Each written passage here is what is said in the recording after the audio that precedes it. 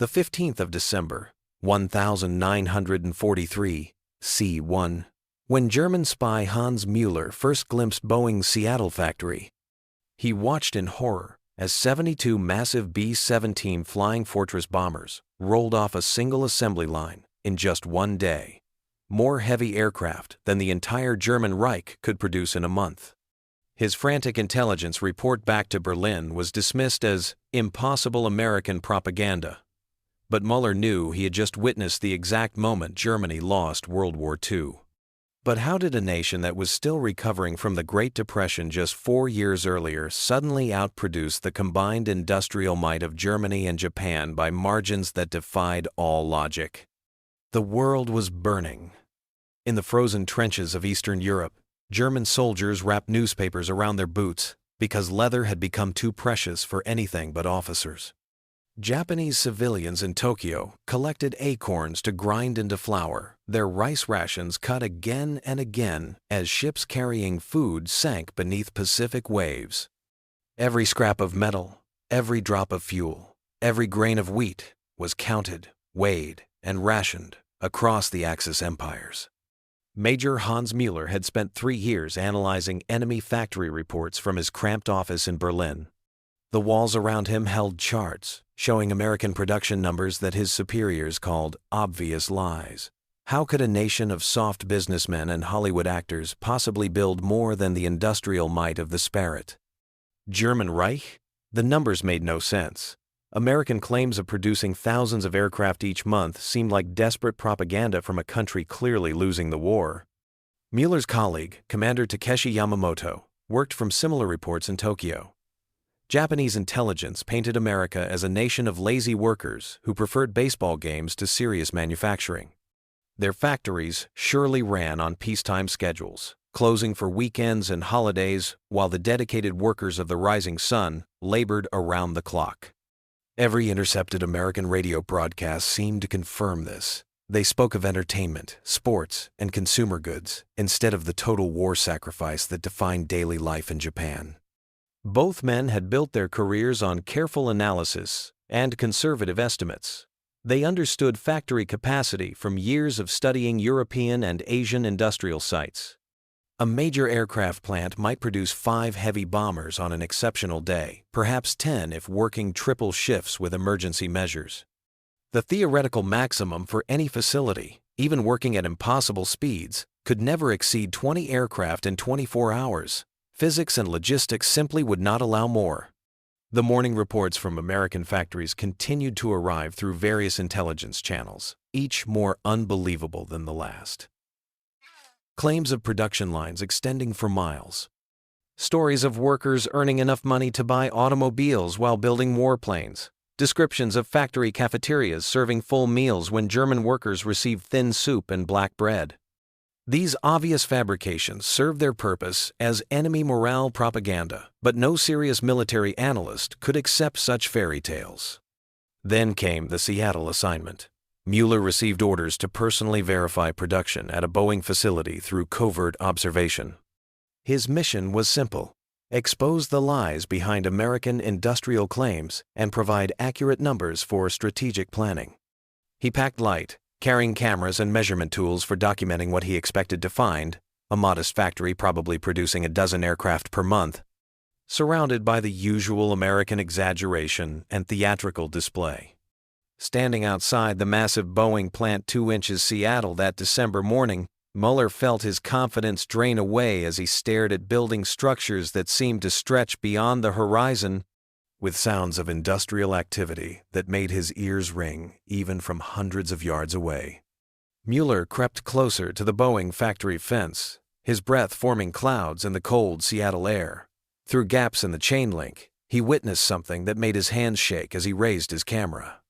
Inside the massive hangar, silver aircraft bodies moved along rails like train cars, each one bigger than his entire Berlin apartment building.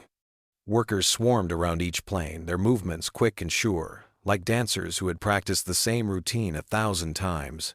Before the story begins, imagine the land as it was in 1871, a Texas still raw from the Civil War's shadow.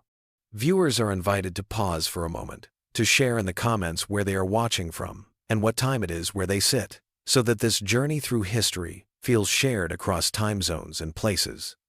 The prairie itself, endless and windswept, carried the smell of mesquite smoke and the iron tang of blood from the cattle that thundered across its dust-choked trails. It was an age of restless ambition and fear, of men in wide-brimmed hats riding into the horizon chasing fortune, and women tending cabins in silence while waiting for men who sometimes never returned. Texas stood in uneasy transition. Reconstruction brought Union oversight that was resented by locals, while law enforcement was a fractured thing, more rumor than presence in many counties. Sheriffs were elected but often powerless, their deputies as much in league with criminals as against them. The federal troops were spread thin, more concerned with the border and restive towns than the vast reaches of farmland where isolation offered safety to those who wished to disappear. Politically, the state was caught between the bitterness of secessionists and the fragile hopes of freedmen trying to carve space in a hostile landscape. Economically, cattle was king, the longhorn herds driven north toward railheads where fortunes could be made in a single season. Yet this wealth created shadows, ambushes along the Chisholm Trail, rustlers slipping through fences, drifters vanishing without a trace. In this world stood a rancher, a man who cut the figure of respectability with his weathered face, his steady hand at the reins, his name spoken in town as a symbol of stability. He owned a spread of land broad enough to lose a man in, where cattle dotted the horizon like black seeds in the golden grass. His boots carried the dust of endless labor, his pistol at his hip gleamed from oiling, and his hat brim shadowed eyes that could charm in daylight, yet harden when questions grew too close.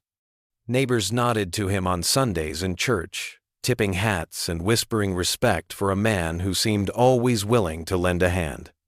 But even in that world of dust and reverence, the silence of the prairie carried other whispers. Families traveling westward sometimes did not arrive at their destinations.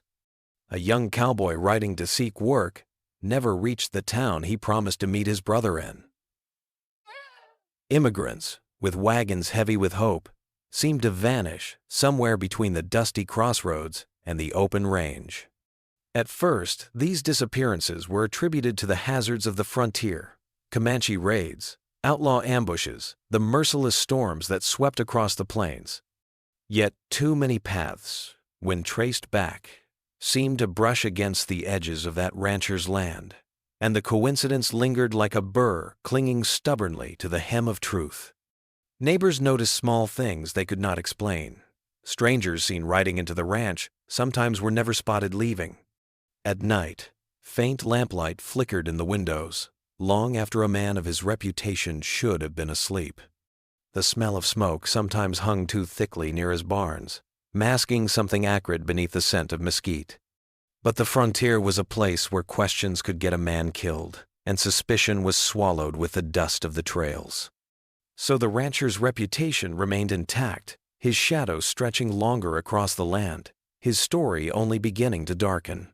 A young American worker, maybe 18 years old, climbed into one of the cockpits and began running through pre-flight checks. Mueller realized this boy was probably younger than Mueller's own son fighting somewhere on the Russian front.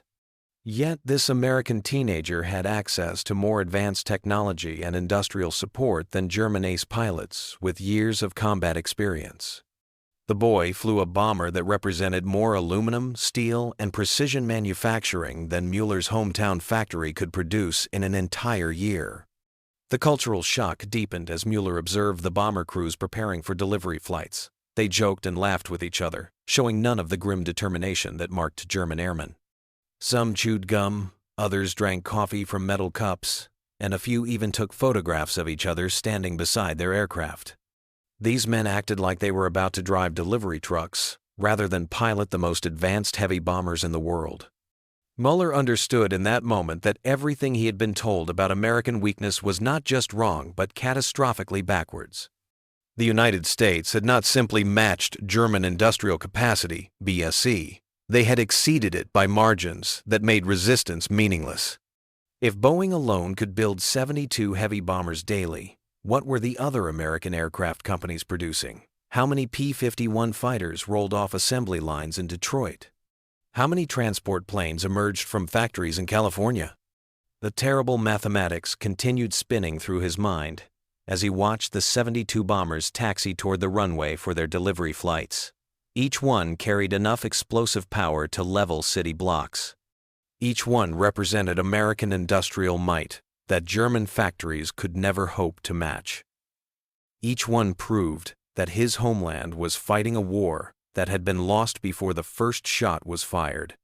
As the last bomber disappeared into the cloudy sky, Mueller sat alone on the hillside with his notebook full of impossible numbers, finally understanding that he had not been sent to expose American lies.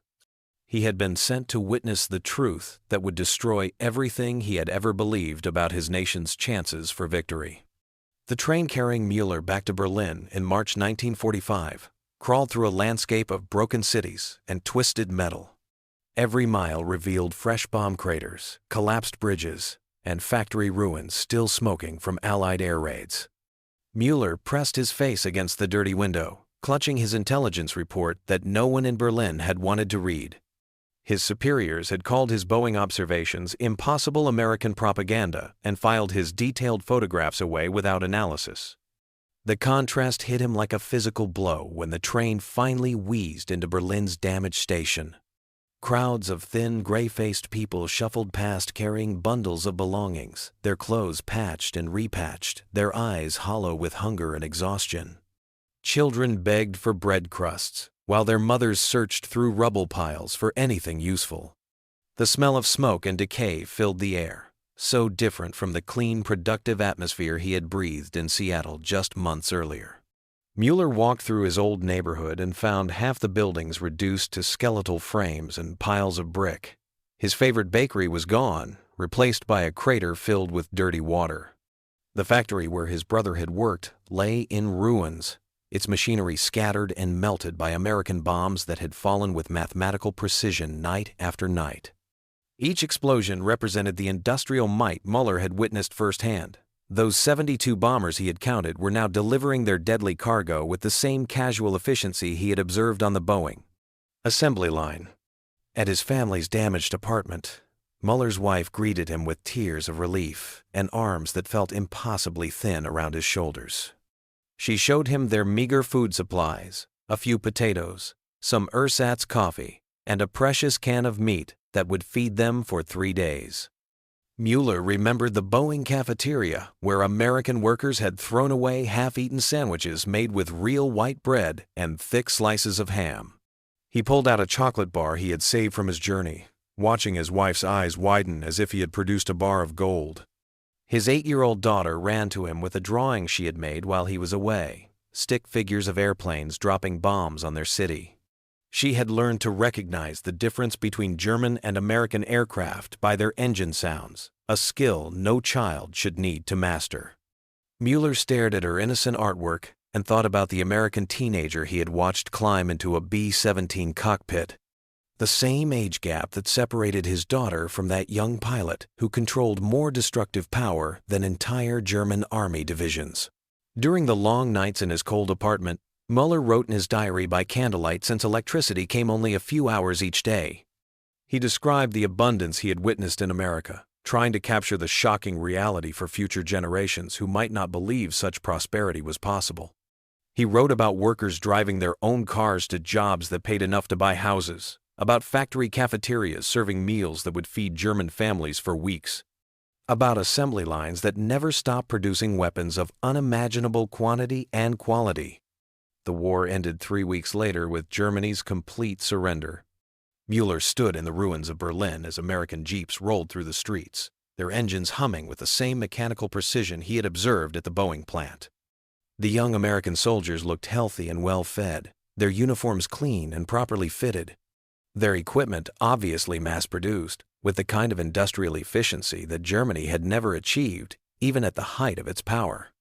In the months that followed, as Berlin slowly began to rebuild, Mueller shared his Boeing experience with anyone who would listen. He told his neighbors about American factories that operated like clockwork, about workers who chose their own schedules, about production lines that created more aircraft in a single day than Germany managed in entire months. Most people dismissed his stories as impossible fantasies, but a few younger Germans listened carefully, taking notes, asking questions about how such industrial miracles might be achieved. Müller spent his remaining years teaching the lesson that had cost his nation everything to learn. The war had not been lost on battlefields or through failed strategies. It had been lost the moment American democracy decided to transform its peaceful factories into engines of war, mobilizing free workers who built victory with the same casual efficiency they had once used to manufacture automobiles and refrigerators.